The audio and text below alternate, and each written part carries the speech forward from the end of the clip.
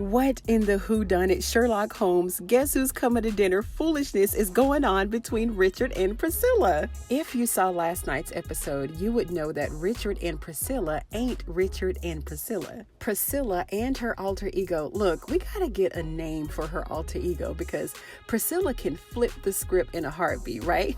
So y'all chime in below with some alter egos for Priscilla. So Richard comes into the kitchen and Richard knows that he knows how to read a room, right? He can always tell when Priscilla is not quite being herself. Look at him.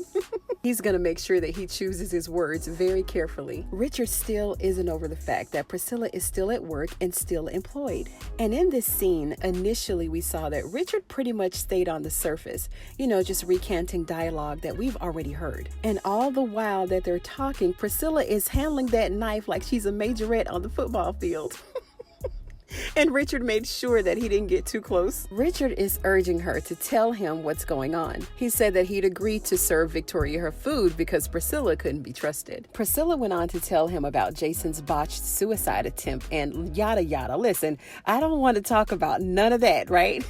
I'm really more interested in finding out what kind of clearance Richard and Priscilla has that they can't tell anybody about. But Richard realizes that there's a lot of tension that's going on between Priscilla and the First Lady. So he suggested that Priscilla actually go and work downstairs in that kitchen until the tension eases up a little bit. Now, let's bear in mind that time-wise, it's only been like 30 days that the first family has been in the White House. So it's safe to say that each season on the Oval is equivalent to like 1 week, right? He's still trying to ask her what's going on. Now, Priscilla is classic for this one-liner, right?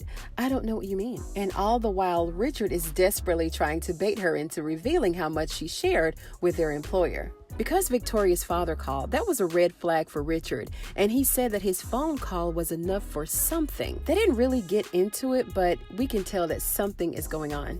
Because Sam effed Victoria, of course, Priscilla's emotions are all over the place. And Richard knows it, and this is why he tries to keep Priscilla home, out of the White House, and as far away from Priscilla as possible. He knows that she could snap at any minute, and this is why he keeps asking her if she said anything. Richard told her that we cannot talk about our clearance.